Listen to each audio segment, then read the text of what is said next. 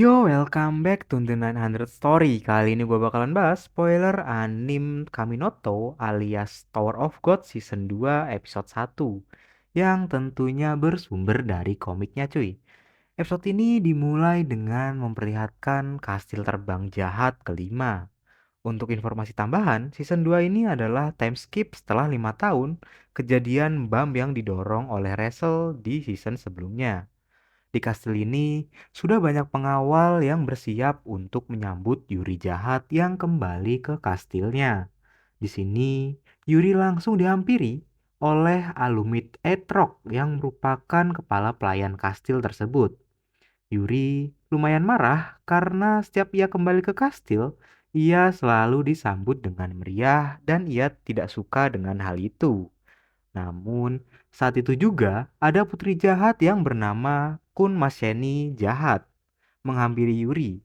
Di sini, ia mengucapkan selamat karena Yuri telah berhasil mendapatkan Green April yang merupakan salah satu senjata 13 bulan. Namun, di sini Maseni ingin membawa senjata itu karena menurutnya Yuri tidak layak untuk membawa dua senjata 13 bulan. Namun, Yuri menolak hal tersebut dan mereka berdua pun sedikit berdebat. Di sini diketahui Maseni lebih senior daripada Yuri. Padahal Yuri sudah menjadi putri jahat selama 500 tahun lebih. Saat keadaan makin memanas, kepala pelayan pun menengahi mereka berdua dan menyarankan mereka berdua untuk minum teh saja di ruang keluarga. Akhirnya, Maseni pun pergi. Yuri pun juga ikut pergi ke kamar saudaranya. Ternyata di dalam kamar tersebut ada seorang putri yang tidak diberitahukan namanya. Dan di sini Yuri pun meminta bantuan kepada orang tersebut untuk menemukan Bam yang telah hilang 5 tahun lalu. Di sini orang ini tidak mengiyakannya begitu saja dan meminta imbalan yang tidak diketahui. Namun akhirnya kesepakatan pun terjadi. Yuri pun keluar dan orang ini pun sangat senang karena menurut dirinya Yuri telah terkena jebakannya dan ia bilang bahwa pangeran jahat akan segera kembali. Sins pun berpindah ke menara lantai 20. Di sini para reguler akan diseleksi kembali karena memang lantai 20 ini sangatlah sulit untuk ditaklukkan.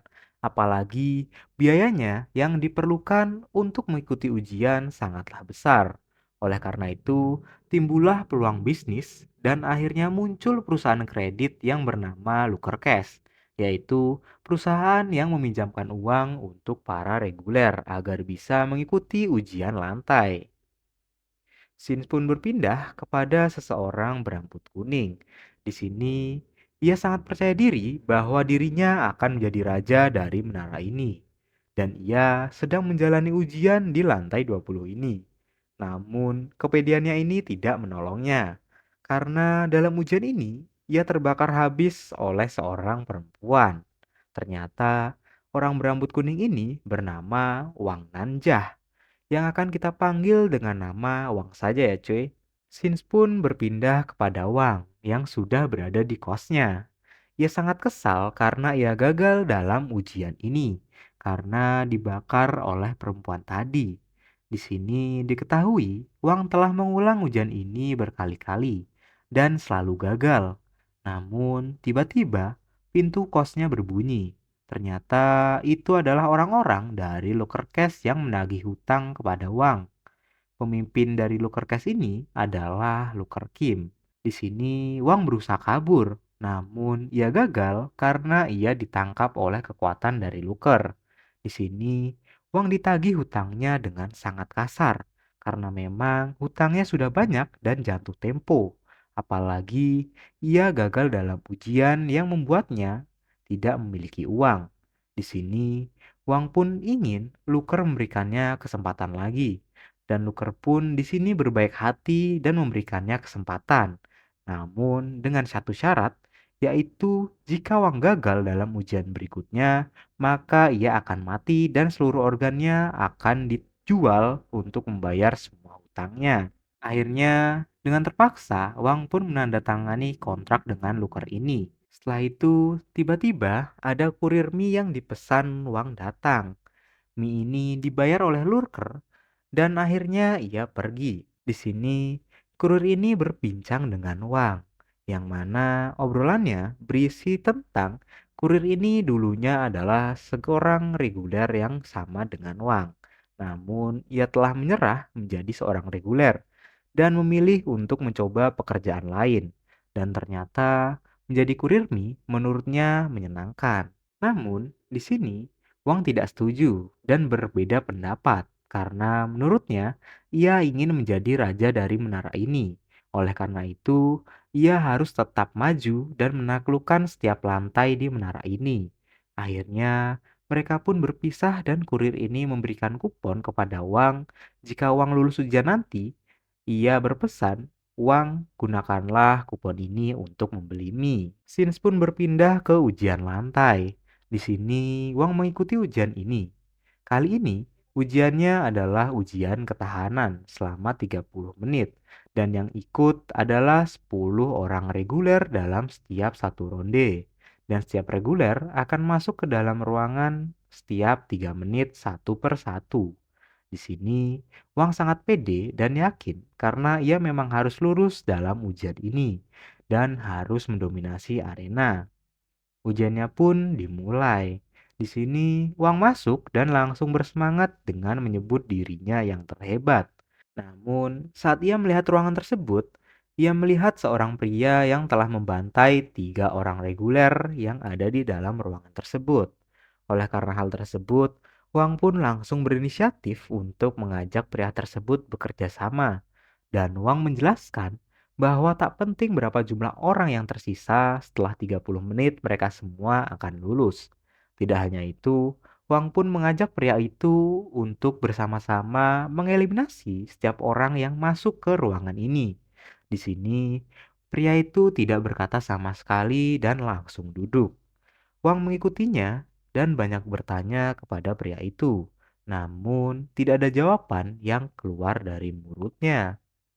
3 menit pun berlalu. Reguler baru pun masuk, dan orang tersebut badannya sangatlah besar yang membuat Wang sedikit takut dan memilih untuk mengajaknya bekerja sama. Akhirnya mereka bertiga pun duduk bersama dan menunggu. Di sini, Wang bertekad untuk mengalahkan reguler berikutnya yang datang agar saingannya semakin sedikit. Namun, setelah 3 menit, tiba-tiba reguler selanjutnya tiba. Dan ternyata reguler yang datang adalah seorang anak kecil yang masih memakai seragam sekolah, yang membuat Wang tidak tega untuk menyerangnya. Akhirnya, Wang dan 3 reguler lain duduk bersama dan menunggu reguler selanjutnya. Reguler selanjutnya pun datang, dan ternyata ia adalah seorang perempuan biasa yang membuat Wang ingin langsung menyerangnya. Namun sebelum itu, ternyata anak istri tadi memanggil perempuan itu dengan sebutan kakak, yang membuat Wang tidak jadi menyerang dan malah seorang reguler besar tadi jatuh cinta kepada perempuan itu. Di sini, Wang pun sangat stres karena memang semakin banyak orang yang lolos, ia semakin takut karena ia tidak ingin tidak lolos di ujian berikutnya. Karena memang persaingan akan semakin besar jika banyak orang yang lolos di ujian ini. Di sini, Wang sudah muak dan mengajak semua orang yang ada di sana untuk bertarung. Namun di sini, anak SD tadi mengingatkan bahwa mereka tidak perlu bertarung karena peraturan ujiannya adalah bertahan 30 menit tanpa harus mengeliminasi lawannya. Namun di sini, Wang malah bilang bahwa anak SD tersebut hoki saja bisa sampai ke lantai 20 ini dan membuat anak itu menangis. Namun setelahnya Wang pun menyadari bahwa dirinya telah berlebihan dan meminta maaf karena memang ia hanya ingin naik ke lantai berikutnya agar bisa bertemu dengan kedua orang tuanya. Setelah itu, muncullah reguler lain yang merupakan reguler terakhir yang datang, serta mukanya lumayan kriminal. Namun, ia tidak langsung menyerang dan berkata bahwa mereka tak perlu saling bertarung dan mengusulkan bahwa kita semua vote 2 orang yang harus keluar dari sini karena menurutnya kita harus mengurangi jumlah pesaing kita di ujian selanjutnya. Setelah beberapa orang setuju dan memvote 2 orang yang akan dikeluarkan, tiba-tiba pria yang di awal mengalahkan 3 orang reguler pun berbicara. Ia berkata bahwa mereka tidak perlu voting karena memang mereka semua akan dikalahkan oleh dirinya. Hal itu tentunya membuat semua orang yang ada di sana pun kaget. Karena hal itu, reguler yang terakhir masuk tidak terima dan mengajak pria itu bertarung. Akhirnya mereka berdua pun bertarung. Namun beberapa orang di sana juga ikut bertarung dengan pria itu yang membuat pertarungan ini menjadi 3 versus 1. Walaupun begitu, orang tersebut tetap bisa bertahan melawan 2 orang. Dan setelah itu, perempuan berkacamata menyadari bahwa simbol yang dipakai pria itu adalah simbol Fuk. Fuk sendiri adalah sindikat yang lumayan berpengaruh dan mereka adalah organisasi yang menetapkan diri untuk melawan 10 keluarga agung. Setelah semua orang menyadarinya, tiba-tiba ada seorang reguler lain yang muncul. Ternyata tadi itu bukanlah orang terakhir. Dan orang itu langsung dipukul oleh pria Fuk itu hingga tewas. Oleh karena melihat kejadian itu, mereka pun bekerja sama untuk mengalahkan pria itu. Namun, saat mereka bekerja sama, orang besar dan juga wajah kriminal dapat dikalahkan oleh orang Fuk itu, yang membuat Wang turun tangan. Di sini, Wang pun menyerang dengan bom-bomnya. Namun, tak ada yang berbekas dan juga ia malah dijatuhkan oleh pria itu. Namun, saat-saat terakhir, Wang pun mengeluarkan bom kecilnya, dan ternyata bom tersebut malah berhasil melukai pria Fuk itu. Walaupun begitu, dalam waktu yang singkat, pria itu dapat pulih kembali dari serangan bom itu dan akhirnya dapat berdiri. Saat itu juga, waktu ujian pun selesai, dan mereka semua pun berpindah ke ruangan selanjutnya. Sins pun berpindah ke ingatan Bam, yang mana ia diceritakan oleh Rachel bahwa dahulu kala ada seseorang yang sangat mencintai bintang, dan ia pun membangun menara agar bisa mencapai bintang tersebut. Setelah sekian lama, ia pun berhasil menemui bintang tersebut.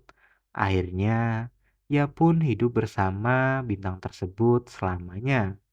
Namun, di sini, Bam pun bertanya, bukankah orang tersebut kesepian karena ia hanya sendirian di atas sana? Di sini, Rachel pun menjawab, benar, ia akan kesepian dan mengatakan seharusnya orang tersebut membangun menara itu bersama-sama. Nah, ini dia alur cerita Tower of God Season 2 episode 1. Bagi kalian yang pengen gua bahas spoiler atau anime lain, silahkan langsung komen aja cuy. Thank you yang udah nonton 900 Story, pamit undur diri.